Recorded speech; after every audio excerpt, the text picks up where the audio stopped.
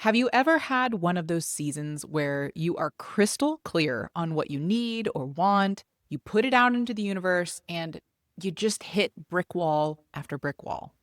And you have to decide when and how to pivot so you're not concussing yourself to the point of insanity. That was me and our childcare situation. And I'm going to share this personal story as an illustration of what being unstoppable feels like and requires of us. And I sincerely hope this supports you in whatever you're up against right now, too. But before I start, if you're new here, welcome. I'm Ellen, a certified life coach, a singer, a mother, and a lover of alliteration, dogs, and deep conversation. And this is the Contentment Creator channel, the show designed especially for creative entrepreneurs to dig deep to clarify your life vision, catalyze your creative flow, and fuel your entrepreneurial fire.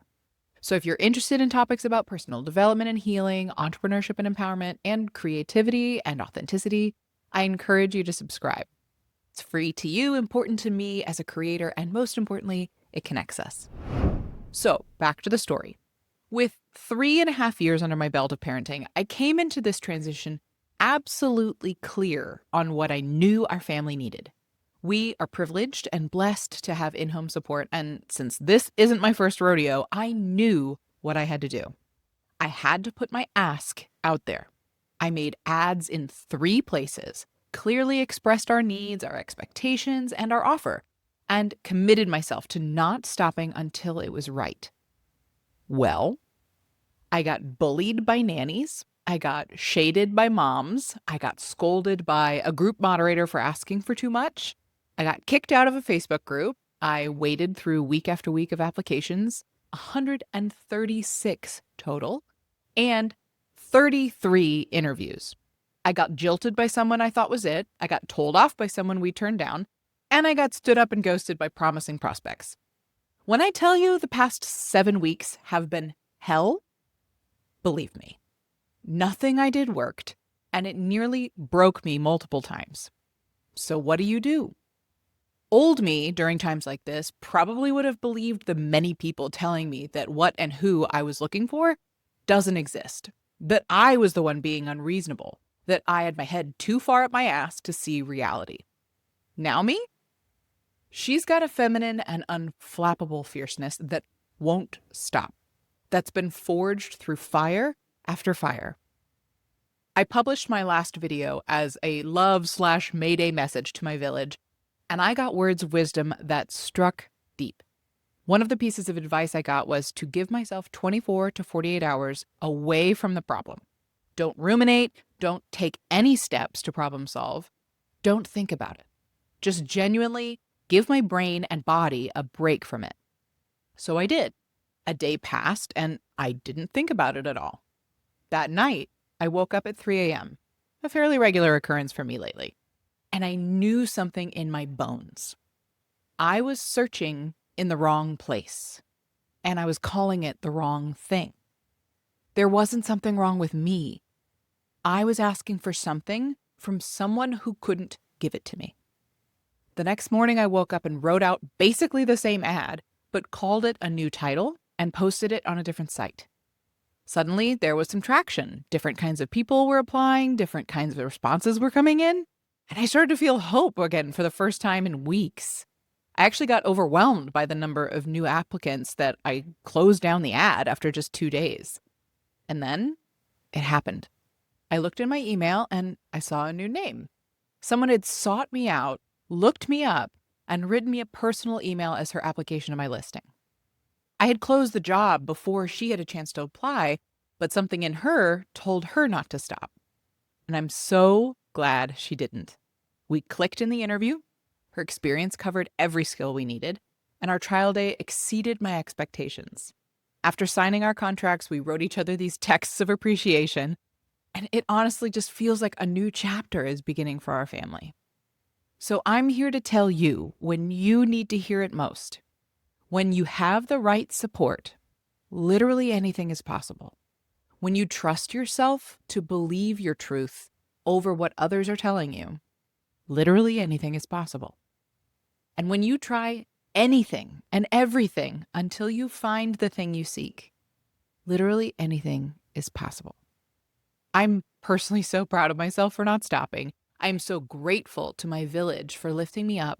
And I am humbled by the universe, God, source, for revealing this lesson to me that has so much more to it than just the search for childcare. So I hope this message inspires you and lands in your path at exactly the moment that you needed to hear this. Keep going. There is no wrong move you can make besides stopping. You're in a season where you know what you want, you're going after it with everything you know how to do and be, and you're hitting stop after stop. It's time to pivot. But after years of entrepreneurship, parenthood, marriage, and creative work, I've learned that not all pivoting is created equal. This video is all my essential advice to successful pivoting that I myself have implemented, and I've helped clients implement in their own crucial turning points to create the outcomes that we most desire. The first thing you need to know before making a pivot is you must be sure to clarify and expand the vision.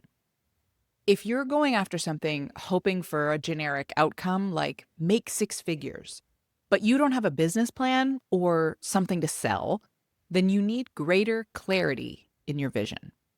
If you're going after something extremely specific, like make six figures by becoming a lifestyle vlogging YouTuber whose brand is all about travel, food, and dogs, then you need to expand the vision. The key to successful pivoting that leads to achieving the outcome you want is in having a very defined vision, but you don't want to become so attached and tunnel vision that you don't allow yourself to be guided by signals that you receive. So often, especially with newer entrepreneurs or parents or partners, you kind of sort of know what you want, but you don't have the necessary clarity to define it and refine it.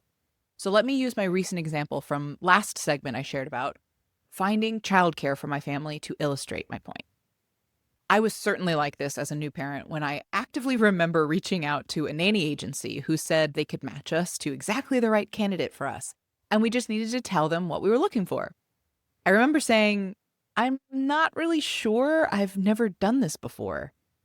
I described our parenting style, our values, but everything I shared was fairly unspecific and unclear. The more attempts that I made to find childcare over the years, the more I understood our values, our priorities, and our needs. We kept finding people that would work for a season or a year, and then I'd have to start all over again, when what I truly wanted was a long-term fit, someone who could grow and stay with us. Sometimes we have to allow ourselves to know what we don't want before we can name what we do want. So if that's you, then keep taking steps towards clarity through action. Try things, give them long enough to truly know if they work or don't work, and then take what you've learned and tweak the approach with those findings. So going back to my example, once I reached a point of total clarity in my own childcare journey, which, by the way, 3.5 years in and 4 nannies deep, mind you, I went after it. I posted my ad in 3 places, I described very clearly what I was looking for, and I did my research to understand professional expectations and appropriate compensation plans. If you listen to my story in the previous segment, you'll know that didn't go well. I reviewed 136 applications and held 33 interviews. I was doing everything I could to communicate exactly what I wanted to attract the right person. But I was not only not finding what I was looking for, but I was wading through a lot of really terrible experiences that wore me down to the point of considering giving up. So if this is you, and your vision is so clear and so refined that it feels like you've tried everything and maybe this specific thing just doesn't exist, or you're wrong for being so specific, that's when you need to expand and zoom back out a little. In this case, for me, that meant considering that I'm looking for this person in the wrong place. I wasn't actually looking for a nanny. I was looking for a family assistant, it turns out, something I'll share more about in the next segment. So, where do family assistants look for jobs? Not on nanny websites or Facebook groups, but rather a job search engine. I renamed my ad, paid for the subscription on that job site, and within 48 hours, I had almost 50 new applications. But I wouldn't have found what I was looking for if I didn't pivot in expanding my POV. The next essential advice for making successful pivots is When you feel like giving up, you must do these 3 things. 1, put the goal down for 24 to 48 hours. This was an invaluable piece of advice that I received from my community that helped me so much, because sometimes when we're so deep into the process of chipping away at a goal or an outcome that we're after, we start eat, sleep, and breathing our way through our lives to get there. It's like staring at something so long that your vision starts to go blurry. Sometimes you have to close your eyes and rest a minute before looking at it again, which brings me to the second thing you must do, which is prioritize self-care. Undoubtedly, you have become a dog with a bone about a particular outcome or goal, and you're not treating it with as much balance as you would at the start of the goal. Yes, successful outcomes require grit and doing things that we don't want to do and persevering through hard things. But you need equal parts rest during these seasons, or you will burn out and give up. So use that 24 to 48 hours for resting and recharging and looking around at the rest of your beautiful life. And lastly, seek support. That could look like calling a close friend or two, scheduling an urgent session with your therapist or your coach, or crowdsourcing from your online community, or all 3 of those. Likely something someone says will spark a new angle or an idea you could try when you come back to it at the end of the 1 or 2 day break. Let yourself be seen and heard and celebrated for not giving up. Be clear about what kind of advice would be helpful to you, and implement only the thing that lights something up in you, and let go of anything that adds extra weight or fear to your already heavy load. I have one more essential piece of advice for navigating a pivot. Don't change what's working. A lot of times, if something isn't getting us to the result we want fast enough, according to us, we become tempted to throw the baby out with the bathwater, scrap the whole thing, tear it all down, and start over. This is a mistake. Find the thing that is true, that is working, that does feel right, and keep iterating with that. So often I see people getting impatient and burning it down before you've even finished building it. That's like watching an artist layer on a painting and she doesn't like one layer, so she throws the whole painting away. Build off of what is working, what is selling, what is your natural skill or genius zone, or what connects to your original vision. It's great to stay unattached to the how along the way, as in being willing to try a different variation on a theme from the original concept. Using my examples from earlier, like renaming the role family assistant instead of nanny and posting it on a job site. Or like experimenting with content if your ultimate goal is to make 6 figures on YouTube. My ad was true and exactly what I wanted. I just needed to pivot what wasn't working, which was the pool of candidates I was searching in, and shifting the marketing of the job. And with the content examples, when you find something that performs well right away or over a slow burn, integrate that feedback by iterating on that. Use the same title structure, the same thumbnail template, the same concept, until you can find the thing that is working. Don't change what's working. And that's it for my essential advice when you're preparing for a pivot. I would love to hear from you what else you'd add so we can collect excellent advice here for the next time that we need it. If you're an entrepreneur, whether you're online and work from home or you run a brick and mortar business, and you're dealing with the third circle of hell that is finding excellent childcare that aligns with your business ownership, then this episode is for you. I'm going to share the exact ad that I placed, where I posted it, and the results that I got doing it, so you don't have to bang your head against the wall like I did for 7 weeks of searching.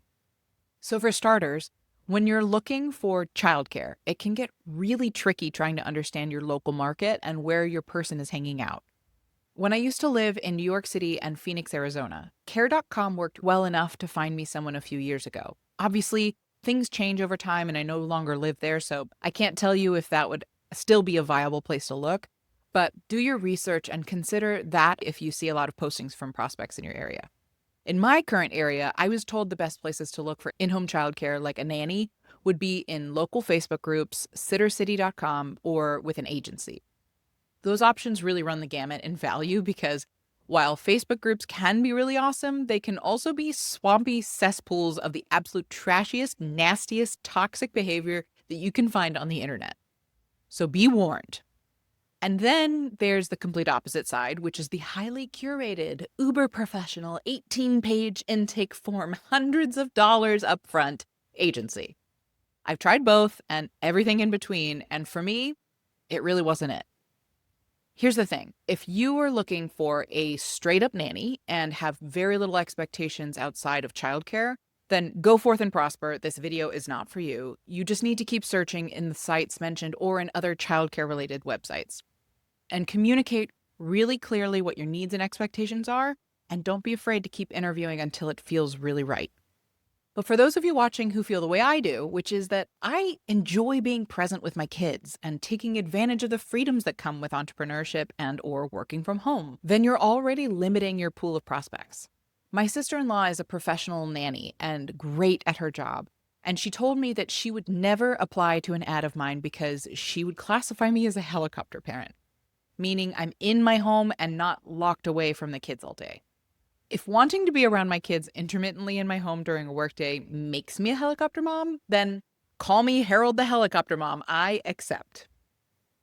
That being said, it's going to be a turnoff to a lot of nannies that you're around. Reason being, it can sometimes throw off the daily rhythms and the authority of the nanny, which is understandable because that's just how parenting goes. Sometimes the child is with one parent and then the other one comes into the room and it completely changes the energy in a split second. Nannies often don't like that happening, so they'll stay away from work-from-home parents, let alone ones who are their own bosses. Secondly, if you're watching this and would absolutely never under any circumstances hire what I call a Mrs. Doubtfire nanny. I don't do laundry, I don't do windows, I don't do carpets, I don't do bathtubs, I don't do... Then you're in the right place. I cannot handle working with someone who can see a need and willfully not lend a helping hand in the moment to aid in the flow of the household. I'm talking dishes, laundry, mail, trash, whatever kind of household tasks that just always need to be done. I want someone who brings partnership to the table. And now here's where things got spicy in my application process.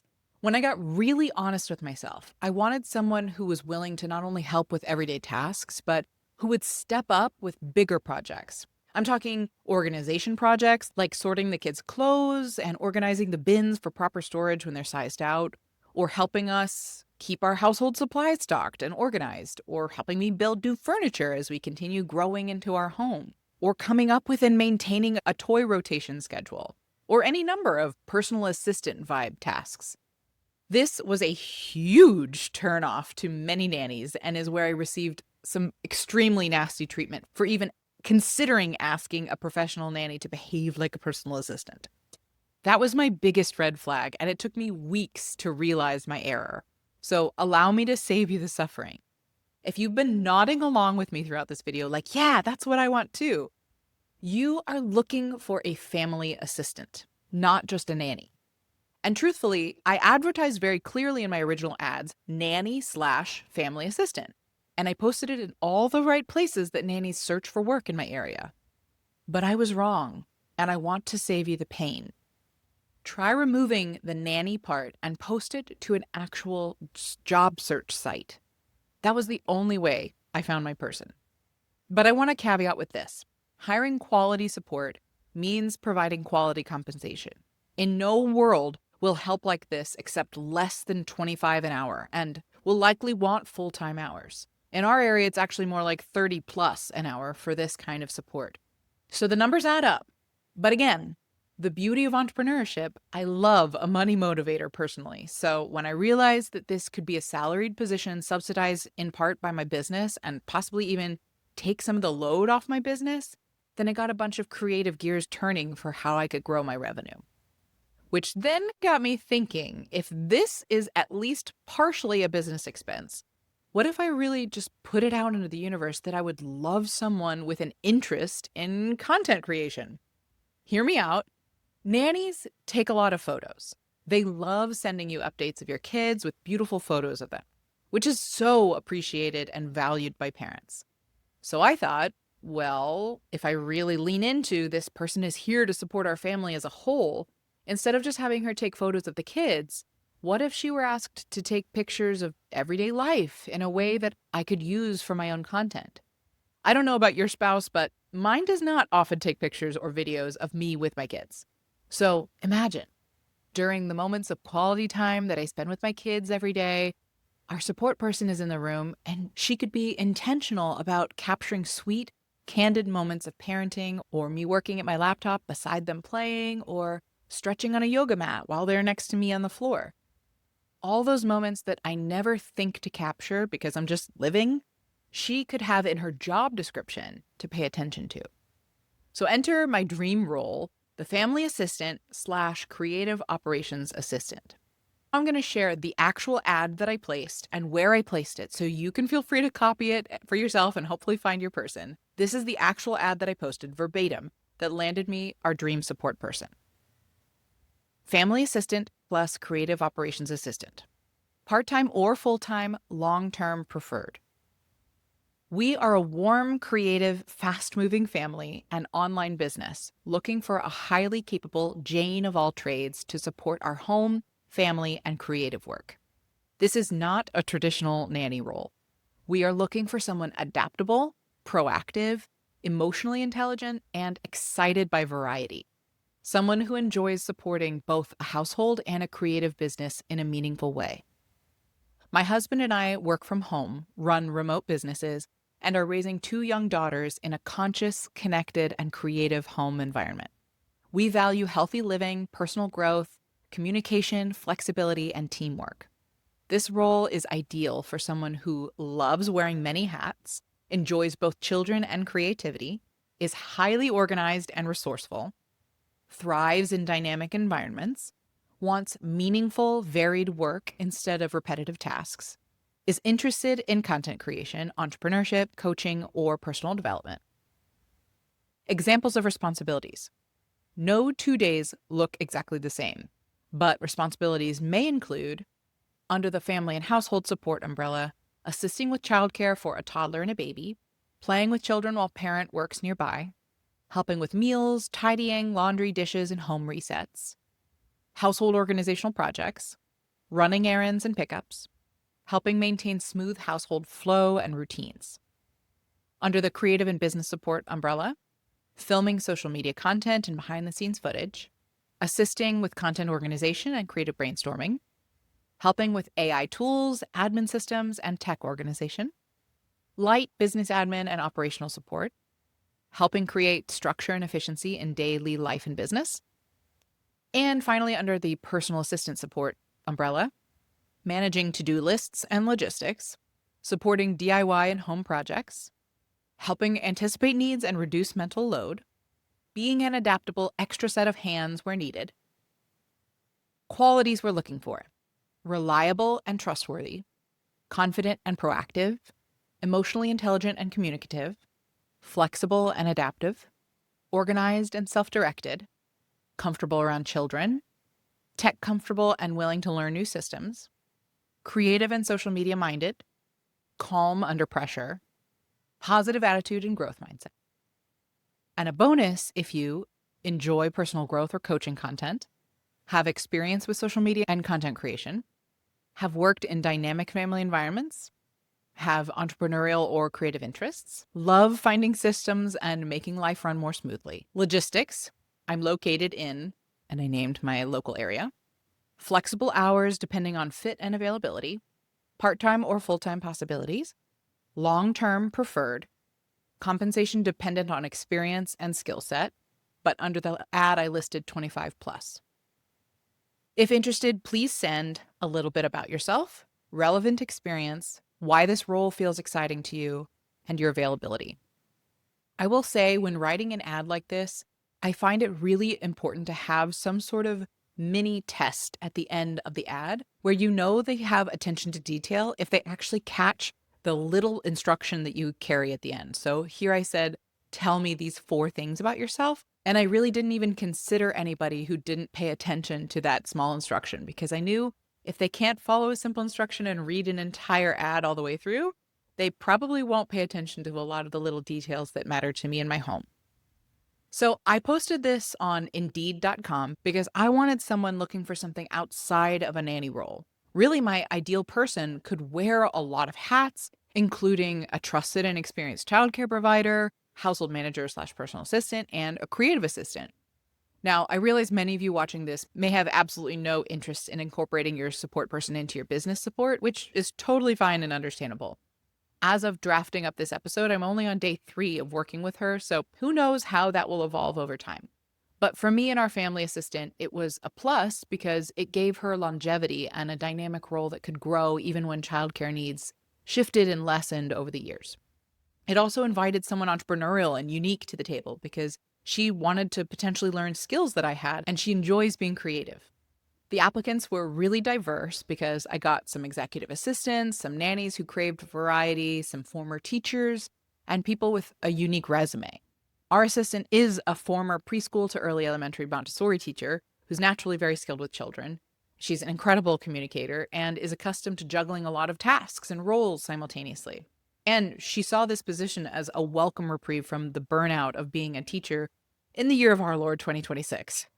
She also happens to personally enjoy organization and house projects in her own free time. So for us, it was truly a match made in heaven. She's told me multiple times that this job is literally her dream job at her dream salary after being overworked and underpaid for many years.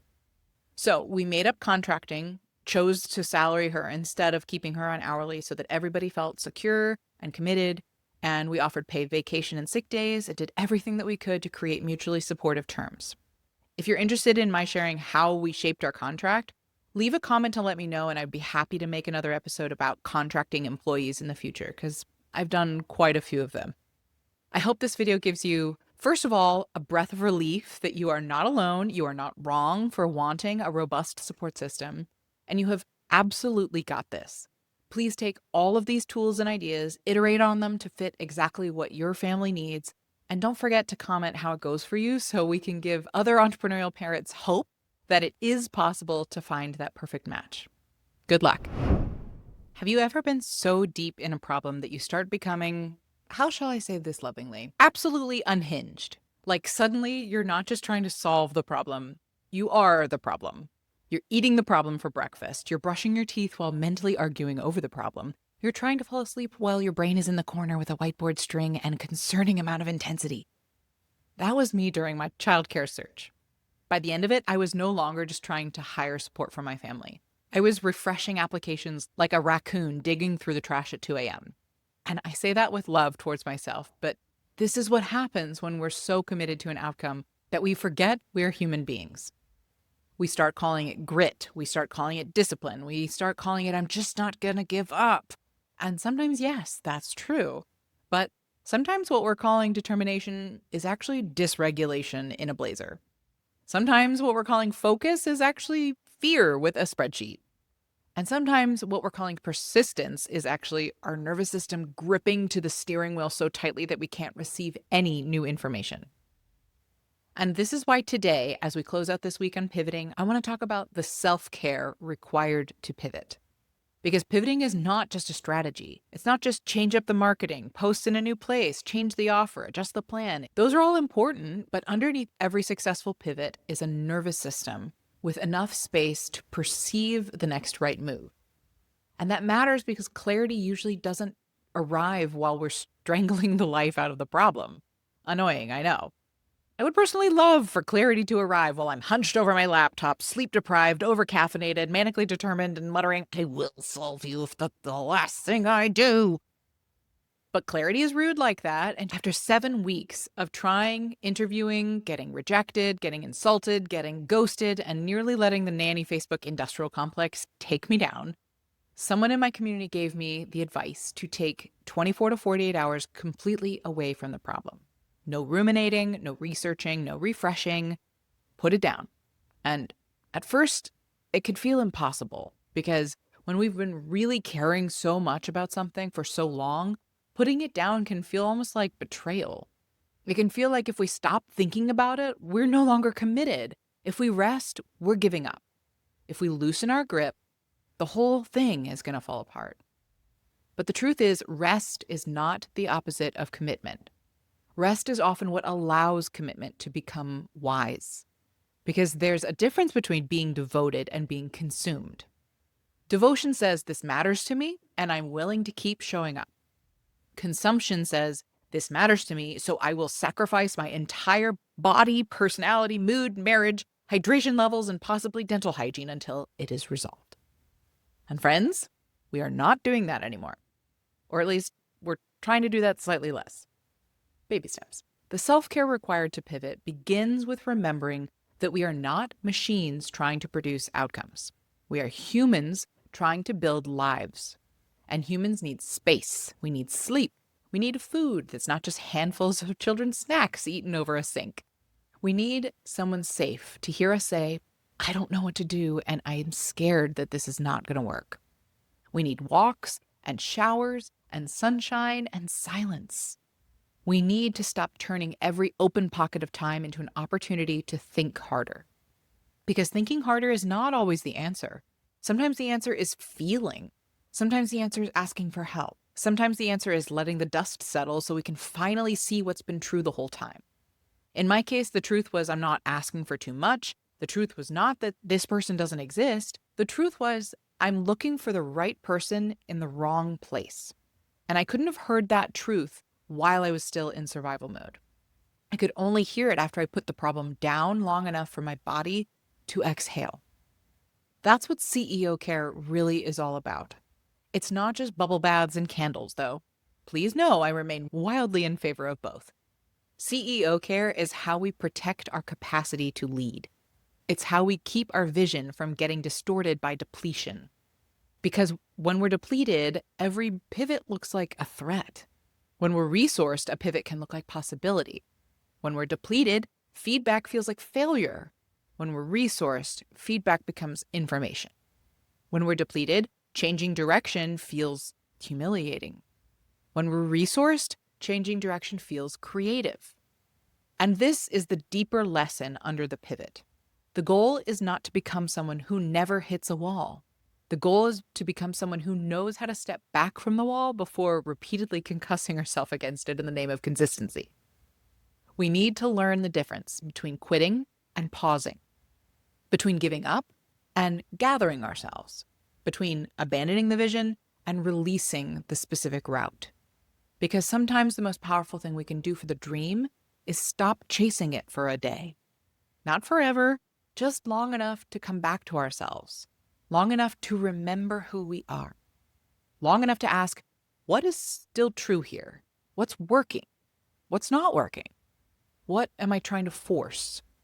What would become obvious if I weren't so exhausted? That last question is the one I want to leave you with. What would become obvious if you weren't so exhausted? Because maybe you don't need to burn the whole thing down. Maybe you don't need to try harder. Maybe you don't need to become a different person. Maybe you just need a nap, a sandwich, a walk, a good cry, a conversation with someone who believes in you, and 24 hours away from the problem. And maybe after that, the pivot will reveal itself, not because you forced it, but because you finally created enough space to hear it. So as we close out this week, I hope you take this with you. Keep going, but don't confuse keeping going with never resting. Stay devoted, but don't let devotion become self-abandonment. Trust the vision, but stay unattached to the exact path. And when you've done everything you know how to do, maybe the next right move is not to push harder, but rather to put it down, care for the human carrying the dream, and let clarity find you there. Because there's no wrong move you can make besides stopping.